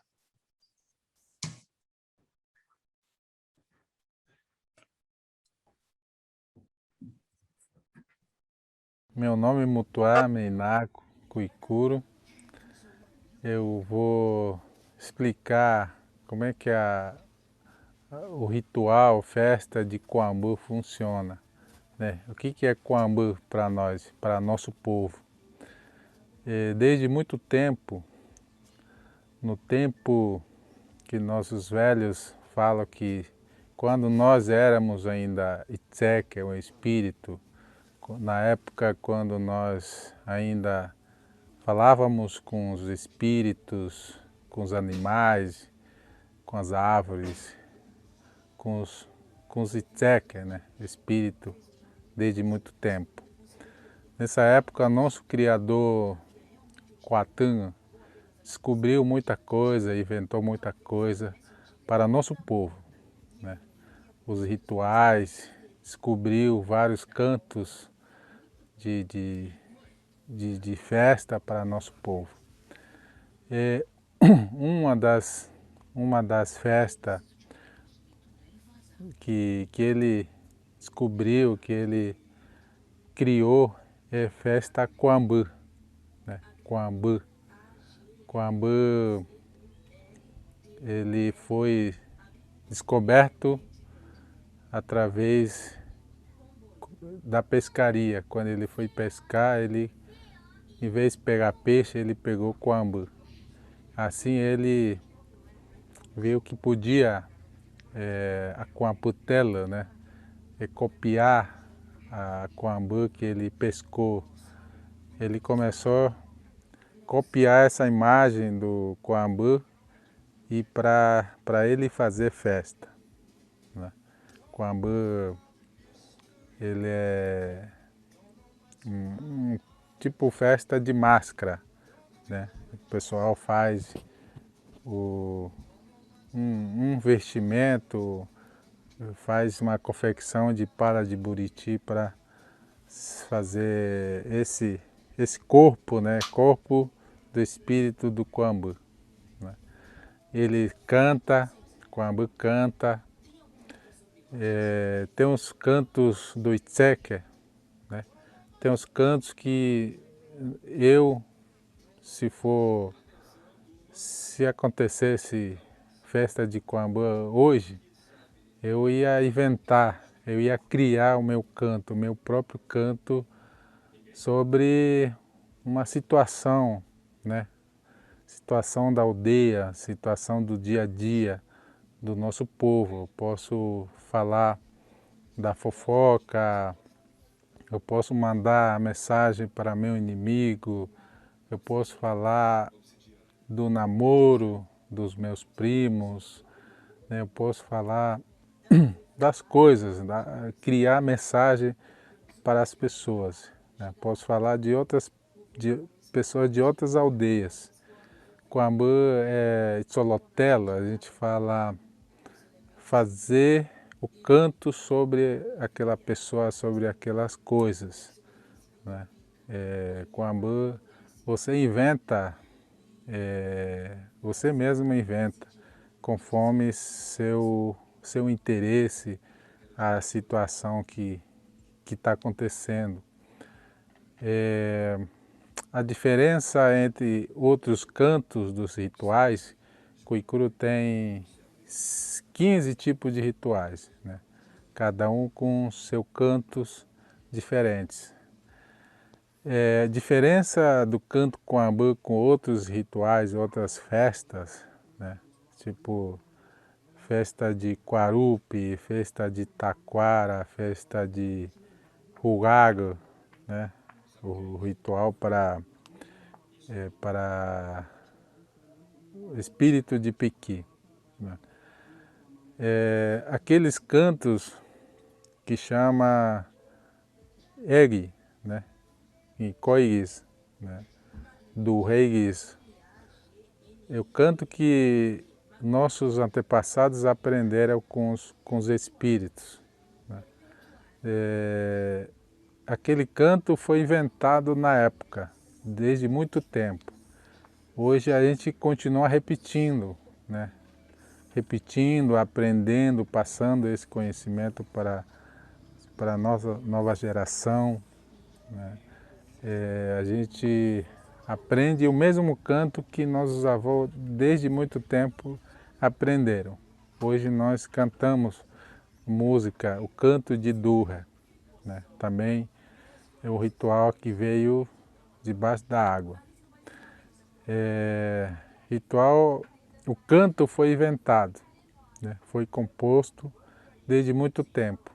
E a gente não inventa, né? A gente não inventa. Contrário do Coambã.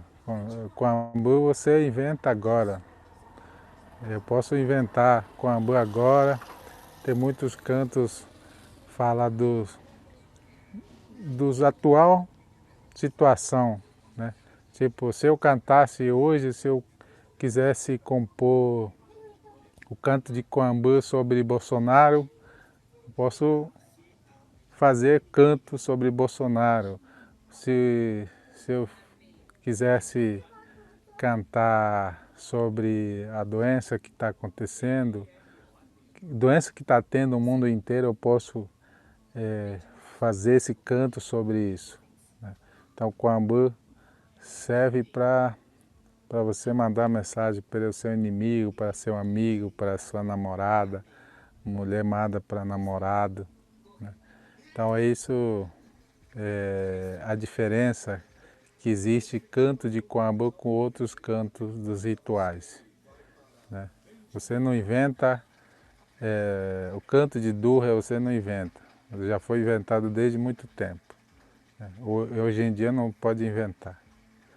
Coambã não, Coambã você pode criar agora, né? Ou pode cantar o canto que foi inventado e que foi composto desde muito tempo e pode criar também hoje, né, para ser cantado. Bom, eu vou cantar um canto que eu escrevi na minha dissertação. Fala assim sobre liderança, sobre política, né, da aldeia. Fala assim: Onati nutela, onati nutela, onati nutela, uakan tamiti, onati nutela, uakan. Então, Fonaiya katou tala uakane tamiti lulaya katou tala uakane tamiti iveke punguye iveke punguye iveke onati nuntala uakane tamiti onati nuntala uakane tamiti onati nuntala uakane.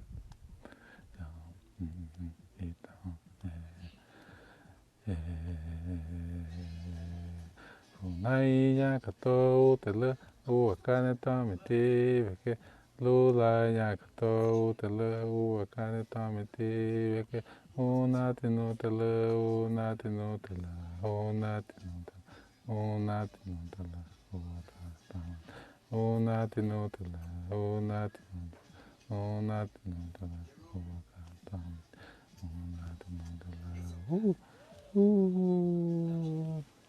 Então esse canto fala, esse foi composto quando nosso presidente Lula estava na presidência, né?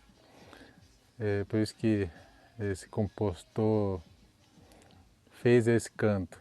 Fala que aqui na aldeia, entre a comunidade aqui, está dizendo que ele é desconhecido, mesmo que ele é liderança, né? Ele é desconhecido, ninguém conhece ele. Fala, ele está criticando, né? O que eu faço para todo mundo me conhecer? O que eu faço? Será que eu vou para a FUNAI apresentar meu nome para todo mundo, para ser conhecido? Será que eu vou falar com o Lula para ele me apresentar, para ele me dar esse cargo da política dentro da aldeia, né? Então esse canto está mandando mensagem para outras lideranças da aldeia para essa pessoa para ser reconhecido dentro da comunidade. Tem outro também que eu quero cantar aqui. Fala assim.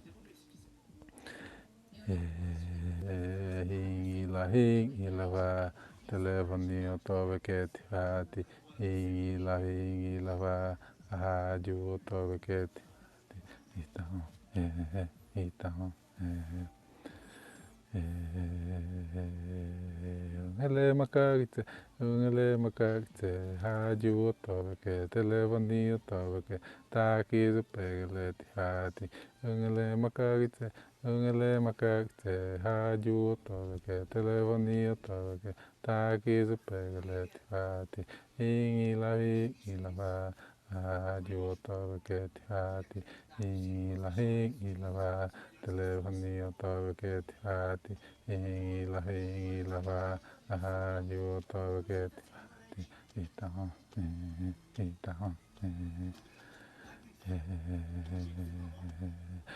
ele makagite rádio otobeketi telefone otobeketi takizu pegeleti hati ele makagite rádio otobeketi telefone otobeketi takizu pegeleti hati ilava rádio otobeketi hati ilava telefone otobeketi hati ilava rádio otobeketi hati então Bom, esse canto está falando da pessoa fofoqueira, chamando a pessoa de telefone, de rádio. Aqui na aldeia a gente utiliza radiofonia, rádio amador, para falar com as pessoas de outra aldeia, aqui da nossa região. Por isso que esse cantor fez esse canto falando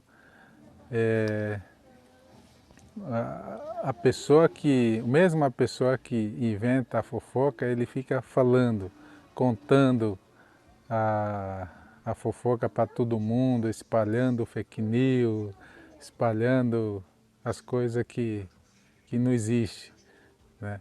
Então essa mensagem está mandando, esse canto está mandando mensagem para as pessoas que inventam as coisas, as fofoqueiras, né? Fofoqueiros, fofoqueiras. Né? Por isso que fica esse canto falando a telefone, dono do rádio, ele que inventador das coisas. Né? É isso.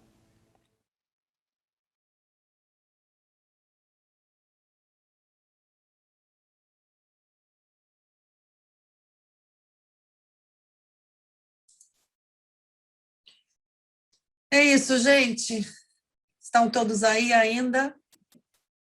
Não sei se alguém quer comentar, acho que estamos todos cansados, mas acho que esses dois cantos, pensando bem, esses dois cantos do Mutuá, um composto 10 anos atrás, porque foi na época que ele estava escrevendo a dissertação, e outro mais recente, são bem atuais, né?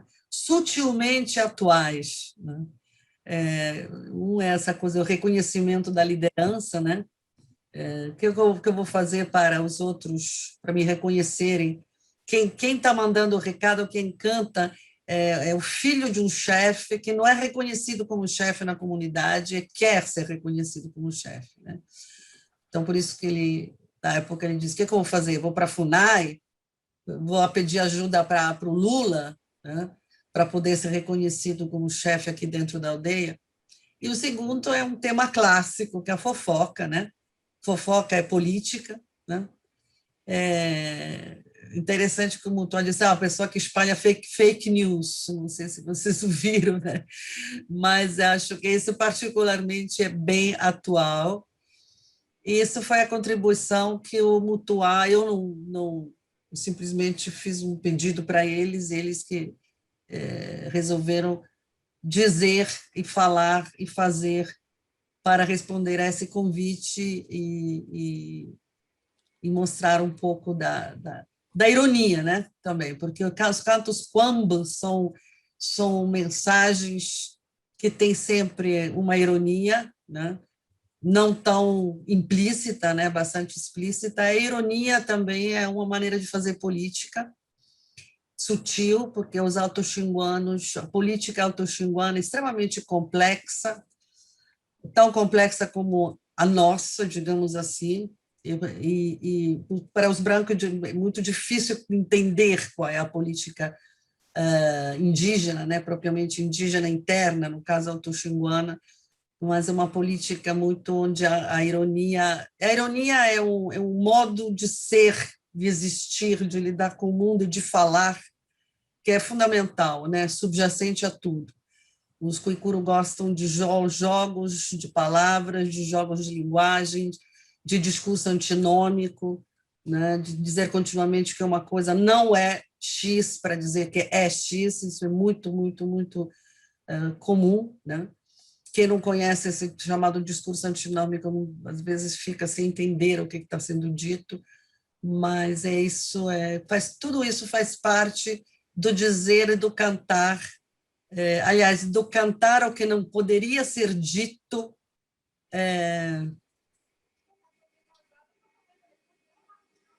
através dos cantos Kwambo, né? Que são essas composições ad hoc também, né? Que podem ser feitas na hora. Eu me lembro que eles compuseram um canto Kwambo para mim, que eu tive que cantar um dia inteiro, andando de uma casa para outra. Isso foi em 1981, esse canto marcou a minha euforia de estrangeiro para alguém mais familiar, né, dentro da aldeia.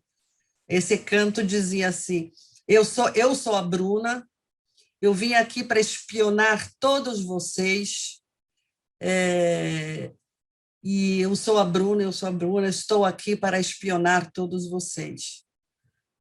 E foi ótimo, né? Porque eu me vesti de pesquisadora, botei uma máquina fotográfica velha pendurada no pescoço, um chapéu, uma mochila nas costas, porque cada cantor no Kwambo se fantasia, é uma espécie de carnavalito intramuros.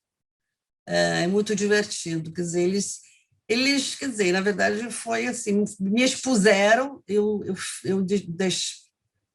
deixei que me expusesse, riram de mim, mas o riso é catártico, o riso é cura.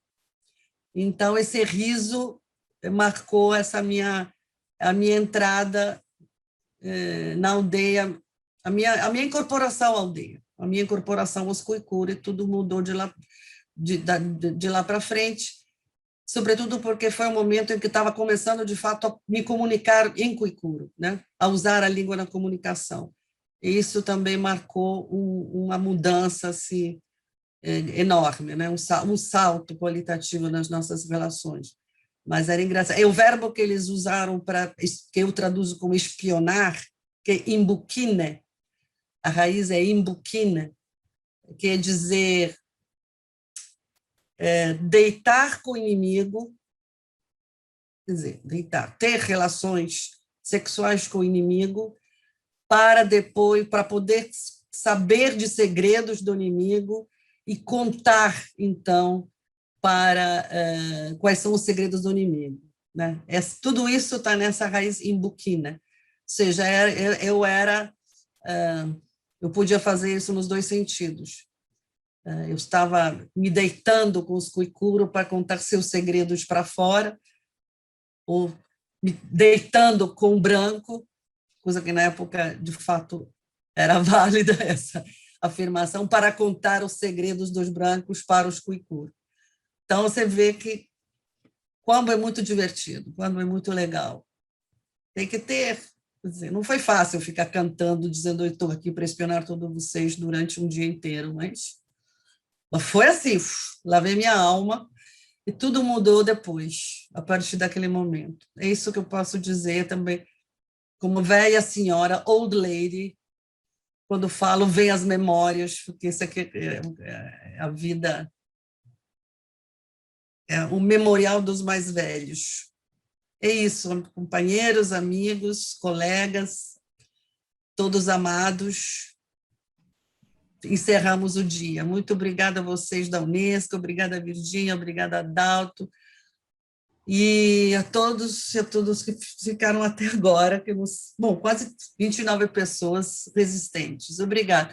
Antônio Luiz, você quer falar, querido?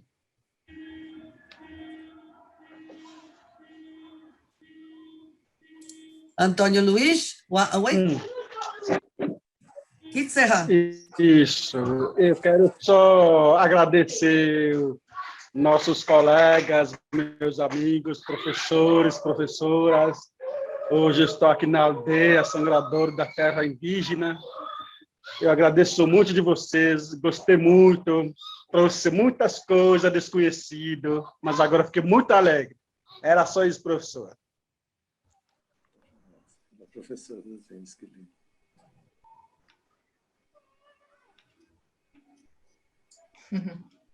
Então é isso, pessoal. Agradecemos a Virgínia. Virgínia, pode encerrar então a mesa, em nome, né, da organização da Unesco. Pois é. Não, pois é, eu gostaria de agradecer, né, mais uma vez a vocês, né, do comitê de organização aí, a Bruna, né, que nos colocou em contato, né, e agradecer pessoalmente a você, Tiago, e a Aline, né, por essa oportunidade, né, a gente achou que foi realmente uma oportunidade não só de disseminar, mas de construir, né, potenciais parcerias aí, nessa, né, tendo como horizonte uma articulação que eu acho que é importantíssima, né, e eu acho que a gente começou a construir, a gente deu sequência, né, a isso, eu achei que foi uma oportunidade muito interessante também, para além né, de uma mera disseminação aí de ações e, enfim, acho que a gente está à disposição também para eventuais contatos e, né, e fortalecimento dessa cadeia para que a gente realmente possa, né, elaborar propostas com maior efetividade, cada vez mais. E agradecemos muito mesmo pela oportunidade. Obrigada. Com certeza, Virgínia. Vocês encontraram aqui na organização do evento, no NTL, uma parceria, e a gente também em vocês, e com certeza o evento vai difundir muito bem a palavra, a mensagem que vocês trouxeram, para que se encontrem outros parceiros também para essas missões mútuas, né, que fazem parte de todos nós. Tá ótimo. Obrigada. Obrigada, Bruna. Obrigada, Virgínia. Obrigada a todos. Obrigada, Antônio, de Sangrador. Um abraço para o Chavante. O Tacumã não entrou, disse que ia entrar, mas não entrou. Bom, tudo bem. Tô aqui no WhatsApp. Tá aqui. Ele tá escrevendo no chat. Ah, cadê o Tacumã? Mutuá tá aí, ó. Ih, gente. Bruna, tô aqui. Que serra, Mutua? Que serra? Vamos escutar, vamos ouvir só o Mutuá dando um alô, gente. Aguentem aí. Isso é importante. A voz que vem Bruna. Que serra? Eu cheguei aqui, escutei sua fala um pedacinho. Foi muito bom. Pena que eu não participei da sua fala inteira, esse evento inteiro. Mesmo assim, eu fico muito feliz. Queria dizer para todo mundo aí que a Bruna é nossa mamãe da linguística. Algum dado.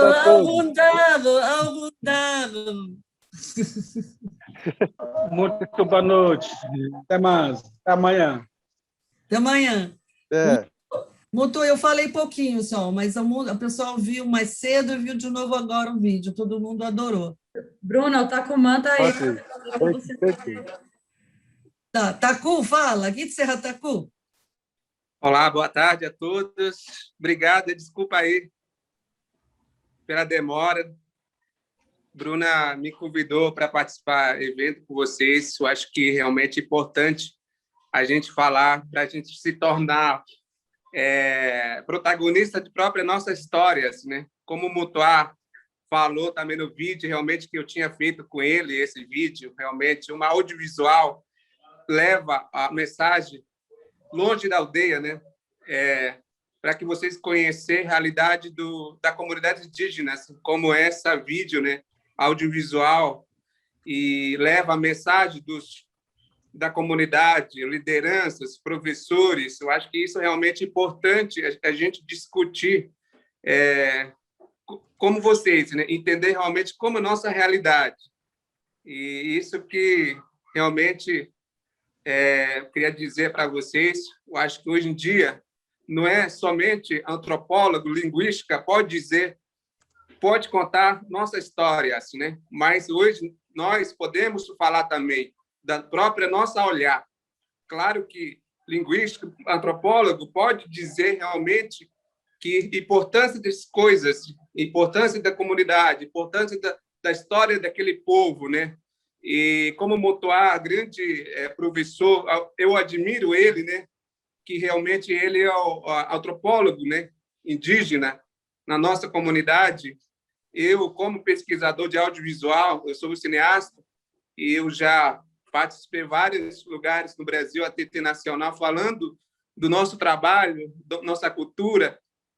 E, claro, que ter essa parceria, ter conectado com nossa organização, né? Nossa organização. Ajuda dos antropólogos, ajuda dos linguísticos, como Bruna, né? Sempre vem, nunca abandonou a nossa, desde criança que eu conheci Bruna, ela se tornou como referência, né? E ela que ensinou a gente, com ela que eu aprendi, com histórias, como ganhar respeito, como aprender as coisas, como realizar as coisas, como criar um produto, conjunto com o antropólogo também, o Carlos Fausto, que foi companheiro dela, né? Eu acho que eu admiro muito o trabalho delas e dele também, que realmente o trabalho deles é muito importante, representando, falando do nossas histórias. Eu acho que isso eu tenho a dizer aqui, e outros antropólogos também eu admiro muito o trabalho deles, né? e Antônio Guerreiro, né? Ele realmente o guerreiro que realmente e trabalhou junto com o povo calapalo também. Não sei que ele está aqui com a gente. Então é isso. Queria dizer, eu acho que uma ferramenta de audiovisual hoje em dia a gente tem que lutar através disso. Uma ferramenta nova e antigamente a nossa arma era arco e flecha. Hoje em dia a gente luta pela essa audiovisual realmente uma ferramenta nova para a gente dizer, manifestar, lutar com as lideranças mais importantes das comunidades indígenas. Não é somente do Xingu, todo o Brasil. Então é isso. Obrigado. Puxa, ótimas palavras, Taku. Obrigada, obrigada. Eu acho que a gente estava precisando da voz de vocês. E você está falando para a Unesco, tá? Olha, está aí a Virgínia, o Dalton, a Carla, você está falando com a Unesco. A Virgínia da Unesco, a Virgínia Casal da Unesco, quer te falar alguma coisa. Mutuá, também um abraço para vocês, queridos. Amitsai, pode falar. Bom, Bruno, Amitsai. Amitsai, Goretsitsai. Sim. Emocionante, não só, né, na dimensão aí da peça audiovisual, mas esse seu relato agora também, tá? Assim, lava a alma da gente, a gente está precisando, e que bom, né? Inclusive que vocês trabalham com essa dimensão da arte, da cultura, né? Articula pessoas aí, achei muito bacana, né? Essa iniciativa e também, assim, foi muito bom fechar com tudo, né? Com essa aproximação, com algo tão que a gente está precisando tanto para, né, alimentar nosso espírito. Obrigada. Desculpa só encher a paciência. O Tacumã, Mutuá, eu estava lembrando agora, aliás, me lembrei antes, agora estou lembrando de novo, de um vídeo, um curta, que o Tacumã fez nas oficinas de formação de cineastas, né, no Alto Xingu, que eu acho uma obra-prima genial, que fala do multilinguismo no Alto Xingu, que se chama Língua de Peixe. Ani? Não é, Taku? Lembra daquele vídeo curtinho? Um falando isso mesmo. Era Rita e Lucuma, né?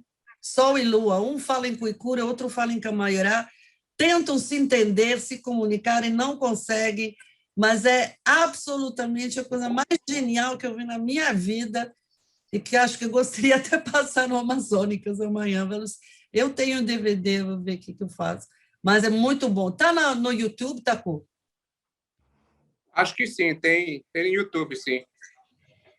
É fantástico. Não é fantástico? Eu acho assim. O nome para gente procurar o nome. Pode ter uma ideia até. Língua de Peixe se chama. Língua de Peixe. Ok. Cangaungo. Cangaungo, Língua do Peixe. Eu acho que está no Vimeo. No Vimeo, ok. Qualquer coisa, porque realmente é tudo de bom. Que ótimo. Beleza, muito obrigado. Beleza! Fora seca, agora fora Bolsonaro. Para finalizar aqui, fora Bolsonaro, tá? Tá ok. Obrigado. Não, tá só, tudo bem. Tudo de bom. Beijo. Amitsai. Goretsitsai. Tchau, pessoal. Obrigado, então, para todos. Obrigada. Obrigada. Tchau. Obrigada. Gente, deu Obrigada, certo. gente. Boa noite para vocês. Boa noite. Até amanhã. Tacumã entrou, Mutuá entrou, deu tudo certo. Obrigada. Tchau, querido. Boa noite, pessoal.